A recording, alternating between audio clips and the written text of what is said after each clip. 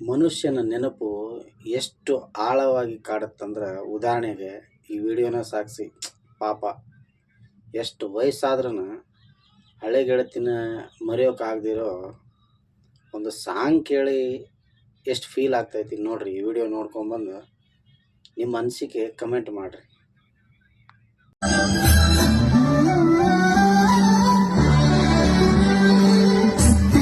ಶರಣಾಗಿ